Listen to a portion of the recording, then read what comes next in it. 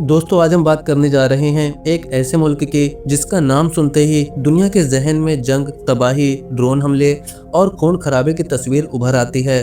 अफगानिस्तान। पिछले 30 सालों में इस मुल्क ने क्या नहीं देखा। जंग, कब्जा, दहशत और तन्हाई। आज भी कई देश इसे शक की निगाह से देखते हैं, कुछ मजाक उड़ाते हैं और कई अब तक उसे पूरी तरह तस्लीम करने से कतराते हैं। लेकिन उसी अफगानिस्तान में आज कुछ ऐसा हो रहा है जिसकी शायद दुनिया ने उम्मीद भी नहीं की थी। जब तालिबान दोबारा हुकूमत में आया तो सबको लगा अब फिर बंदूकें होंगी, धमाके होंगे और बस लड़ाई की खबरें होंगी।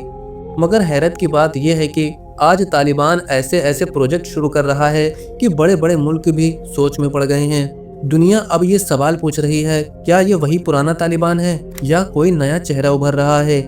अगर ये सारे प्रोजेक्ट कामयाब हो गए तो अफगानिस्तान सिर्फ भूख और गरीबी से बाहर नहीं निकलेगा, बल्कि पूरे इलाके में एक ताकत बनकर उभर सकता है। तो आखिर असली प्लान क्या है? पानी पर कंट्रोल, कुश्तेपा कैनाल।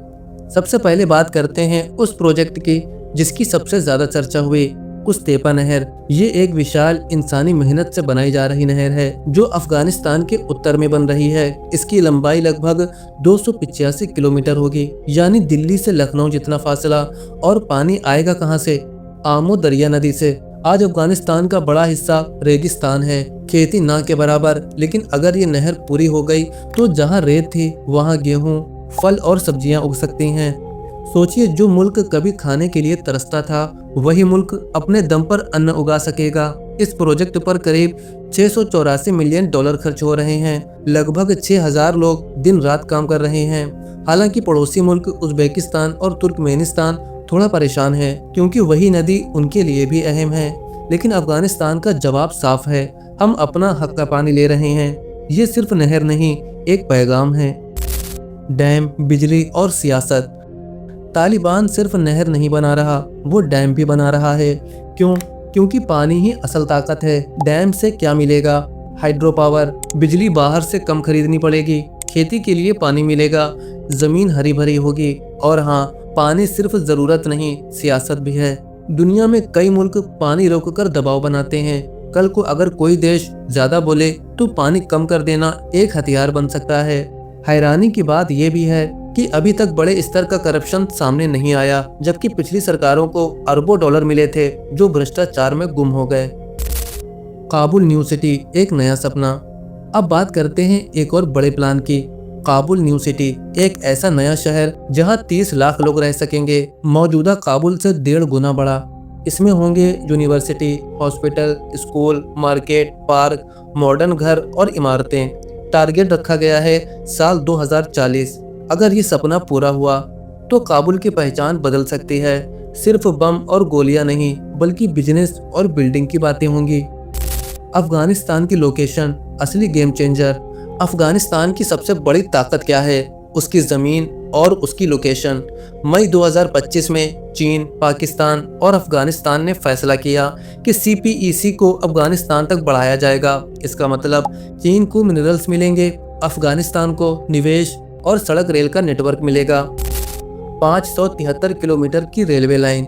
एक और बड़ा प्रोजेक्ट, रेलवे लाइन।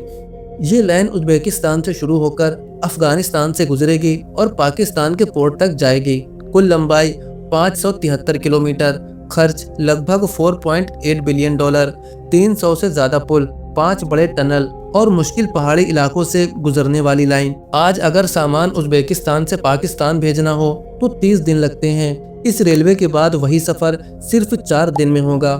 अफगानिस्तान क्या बनेगा? ट्रांजिट हब, रास्ता, ब्रिज कंट्री, रोजगार, व्यापार, टूरिज्म सब बढ़ सकता है।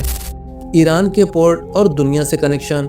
अब अफगानिस्तान ईरान के बंदरगाहों का इस्तेमाल भी कर रहा है ताकि अपने सामान दुनिया तक भेज सके। जो मुल्क पहले बंद था अब दरवाजे खोल रहा है। TAPI gas pipeline. अब आते हैं सबसे दिलचस्प प्रोजेक्ट पर, TAPI। Turkmenistan, Afghanistan, Pakistan, India. सालों से ये प्रोजेक्ट अटका हुआ था, कभी जंग कभी राजनीति। लेकिन 2024 में तालिबान ने ऐलान कर दिया, हमने अपने हिस्से का काम शुरू कर दिया है। अगर ये पूरा हो गया तो अफगानिस्तान को हर साल करीब 1 बिलियन डॉलर की आमदनी हो सकती है, हजारों नौकरियां मिल सकती हैं। असली खेल, मिनरल्स। अब बात उस खजाने की अफगानिस्तान की जमीन के नीचे सोना, चांदी, यूरेनियम, कॉपर, लिथियम जो मोबाइल बैटरी और इलेक्ट्रिक कार में लगता है, यानी जमीन के नीचे अरबों डॉलर का खजाना है। अमेरिका, चीन, रूस, ईरान, पाकिस्तान, सबकी नज़र इस मुल्क पर है। असली सवाल, क्या तालिबान सच में बदल रहा है या ये सब एक रणनीति है? जो साफ दिख रहा है वो ये है, नहर बन रही है, डैम बन रहे हैं, रेलवे बन रही है, शहर बन रहे हैं, दुनिया से कनेक्शन बढ़ रहा है। तालिबान समझ चुका है सिर्फ बंदूक से मुल्क नहीं चलता, मुल्क चलता है इंफ्रास्ट्रक्चर, रोजगार और नॉलेज से। आज अफगानिस्तान खड़ा है एक नाजुक मोड़ पर। माहौल मुश्किल है, ज़मीन सख्त है, रिश्ते उलझे हुए हैं, लेकिन कोशिश जारी है अपने पैरों पर खड़े होने की। अगर ये कामयाब हुआ तो आने वाला अफगानिस्तान वैसा नहीं होगा जैसा हमने पिछले 20 सालों में देखा।